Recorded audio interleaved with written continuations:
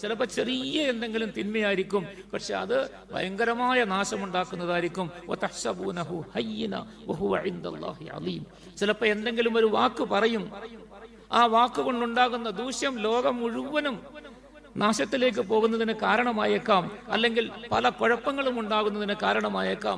രണ്ടുപേര് തമ്മിൽ പിണങ്ങി വഴക്കുണ്ടാക്കി അവർ മരണം വരെ ഒഴിവായി കഴിഞ്ഞുകൂടാൻ, കുടുംബ ബന്ധം മുറിയാനൊക്കെ കാരണമാകും ചിലപ്പോൾ ചെറിയ വാക്ക്. സല്ലല്ലാഹു അലൈഹി വസല്ലം തങ്ങൾ പറഞ്ഞു, വഇന്ന റജുല ലയതകല്ലമു ബിൽ കലിമത്ത് ലാ യുൽഖി ലഹാ ബാലൻ യബ്ലുഗു ബിഹി മാ ബലഗത് ഫയഹ്വി ബിഹി ഫീ നാരി ജഹന്നം. ചില ആളുകൾ ഒരു വാക്ക് പറയും, അതവർ ഗൗരവത്തിൽ എടുത്തിട്ടല്ല പറയുന്നത്, ചുമ്മാ സാധാരണ പറയുന്ന മാതിരി പറയും, പക്ഷെ അതിന്റെ ദൂഷ്യം വളരെ വലുതായിരിക്കും, എവിടെയോ അതെത്തും. അത് കാരണമായി ഇവൻ നരകത്തിന്റെ അടിത്തട്ടിലേക്ക് താന്നുപോകുന്നു. അതുപോലെ ചെറിയ ചെറിയ അമലുകൾ, അതിന് വലിയ സ്ഥാനം. സല്ലല്ലാഹു അലൈഹി വസല്ലം തങ്ങൾ പറഞ്ഞു, സദഖയിൽ ഏറ്റവും മഹത്വമുള്ളത് ജുഹ്ദുൽ മുഖിൽ.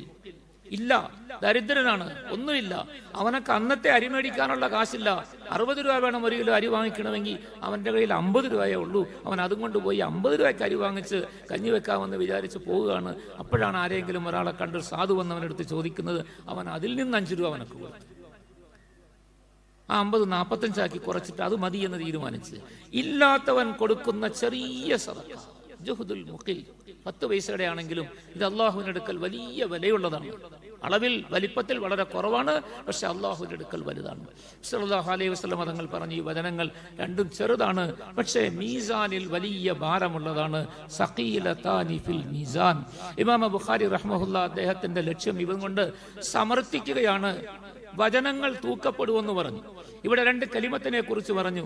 ഈ വചനങ്ങൾ മീസാനിൽ വലിയ ഭാരമുള്ളതായിരിക്കും. അപ്പൊ ഈ വചനങ്ങൾ തന്നെയാണ് തൂക്കപ്പെടുന്നതെന്നും അതിനാണ് ഭാരമുണ്ടാകുന്നതെന്നും, മീസാനിൽ ഭാരമുണ്ടാകുന്നത് അതിന്റെ വലിപ്പത്തെ നോക്കിയിട്ടല്ല, മഹത്വത്തെ, അതിന്റെ സ്ഥാനത്തെ നോക്കിയിട്ടാണെന്നെല്ലാം സ്ഥിരപ്പെടുത്തി മനുഷ്യന്റെ വചനങ്ങളും തൂക്കപ്പെടും എന്ന് നമ്മളോട് ഓർമ്മപ്പെടുത്തുകയാണ് അവസാനമായിട്ട്. അതുകൊണ്ട് മനുഷ്യന്റെ പ്രവർത്തനങ്ങളെ കുറിച്ച് മാത്രമല്ല നോക്കേണ്ടത്, നമ്മളുടെ സംസാരം വളരെ സൂക്ഷിക്കേണ്ടതാണ്.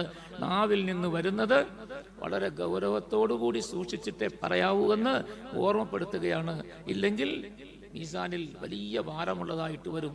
തിന്മ പറഞ്ഞാൽ, നന്മ പറഞ്ഞാലോ ഇതേപോലെ ഭാരമുള്ളതാകും. സഖീലത്താനി ഫിൽ മീസാൻ.